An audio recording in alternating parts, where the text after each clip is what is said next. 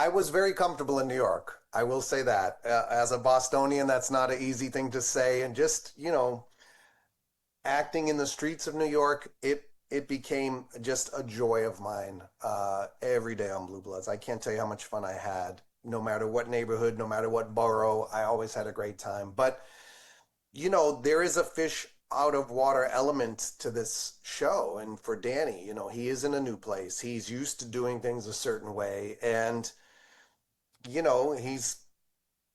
has people who kind of push back on him and say, yeah, you can't do that. But generally, he kind of gets his way. And now it's different. And so I've indulged the differences. In terms of working in Boston, we're filming in Toronto and Boston. And I can tell you, they're both a joy and they're both taking some getting used to. Again, Danny used to always know which door to walk through, and he knows New York so well, and you can just kind of tell when you're from a certain city, who's who, what's what, the way someone walks and talks, what they're about. You can just identify people, and he doesn't have that here. He has to really lean on Lena, and really trust her in a way that he's not used to.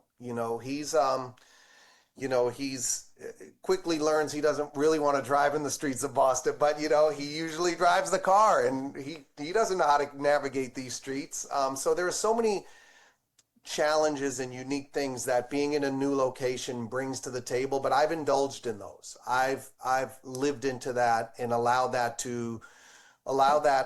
different feeling and the lack of comfort and familiarity. Even though I have it in Boston, it's different. I have never shot a series in Boston like this. I've never had to navigate all my relatives showing up and people showing up. Donnie, Donnie, take a Donnie. picture with me. Donnie, who's your partner? you know? Ah! So it's been a challenge, but it's been fun.